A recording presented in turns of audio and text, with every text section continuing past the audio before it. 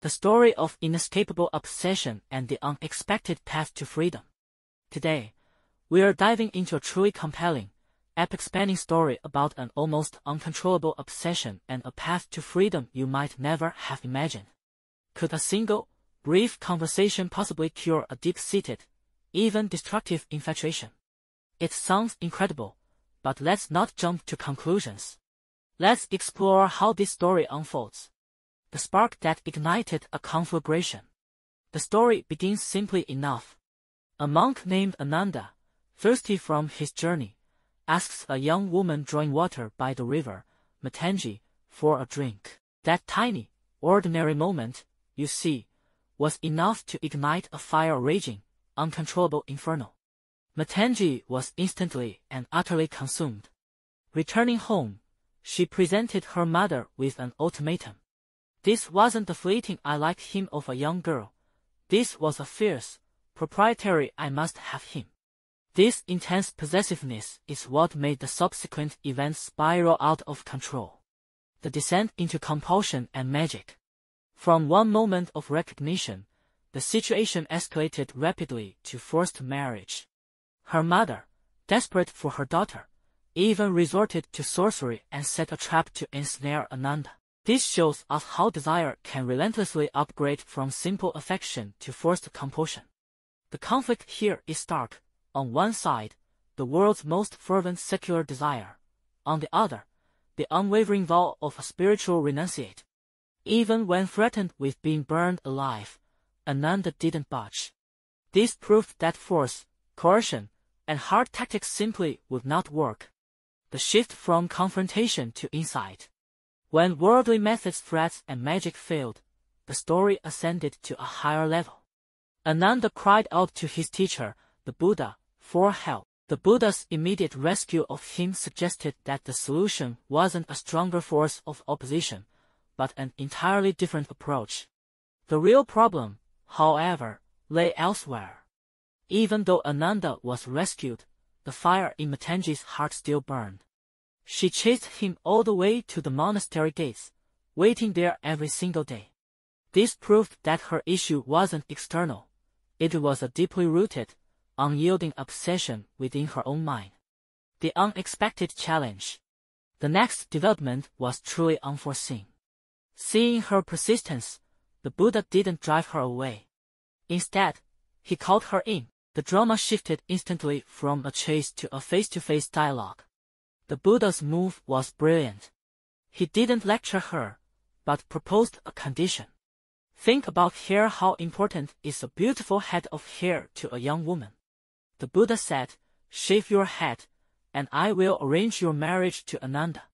Consumed by her desire, she immediately agreed. When she returned, head newly shaved, the Buddha asked her a question. It sounded incredibly simple, but it cut straight to her soul's core. He didn't criticize or preach. He gently guided her to examine the root of her desire. What is it that you truly love? Matangi's answer was direct and honest. I love his beautiful eyes, his straight nose, his perfect mouth and ears, his gentle voice, and the way he walks. She loved everything that was perceptible through the senses, all the superficial, external beauty. The surgical deconstruction of illusion. Then, the Buddha did something truly powerful. With a stark, almost brutal realism, he systematically deconstructed everything she was infatuated with. He didn't call these things ugly. He simply stated the facts. Eyes weep tears, noses run with mucus. He reduced the beautiful illusion back to the body's raw, original, and real condition. The effect of his words was immediate and dramatic, like a sudden downpour of ice-cold water on her raging inferno. Her obsession instantly vanished. This wasn't suppression, it was a total, crystal-clear realization. Once the illusion of beauty was shattered, the fire of desire lost its fuel. Her transformation was absolute. She went from a person chasing an illusion, spinning out of control with desire, to someone with an inner clarity, seeing the truth. What changed was not the outside world, but the lens through which she viewed it. The final, Most amusing twist. The Buddha told her, "All right, you may now go and find Ananda." He offered her the opportunity she had dreamed of. Her reply? She was profoundly embarrassed, admitting she had been foolishly chasing a phantom. She described her current state of mind as a person blind for a long time who has suddenly found a guide. The metaphor is spot on. The deeper mechanism of transformation. Stopping here, you might wonder, wait a minute, why did a few sentences that sound like a health lesson have such power? That's not logical. There must be a deeper reason, right? Exactly. The commentary on the story offers an astonishing explanation. In the past 500 lifetimes, Matangi and Ananda had been husband and wife with deep affection. This explains the overwhelming, meant-to-be fixation that flared up the moment she saw him this life.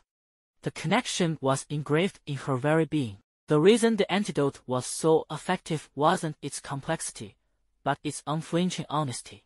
The sickness described in this story is one we modern people often suffer from, taking a collection of ephemeral things and falling in love with a perfect phantom of our own creation. The cure is simple, to look directly at reality, without a filter. The commentary provides a 3-step process for this transformation: hear, reflect, practice. Hearing, being open to the truth; reflecting, digesting the truth yourself; and practicing, applying the insight to change your perspective. Matangi could complete all 3 steps in a single moment because of her 500 lifetime deep karma.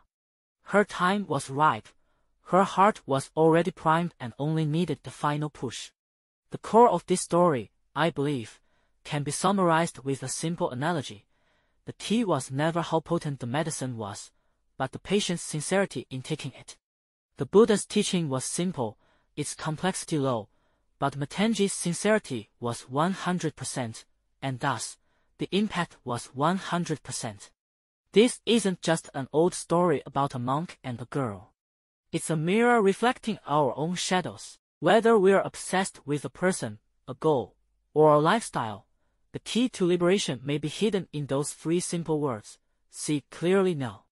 Finally, a question for you to ponder. In your own life, what unyielding, painful desires are holding you back? And might the truth behind them be something simple you've been deliberately refusing to see?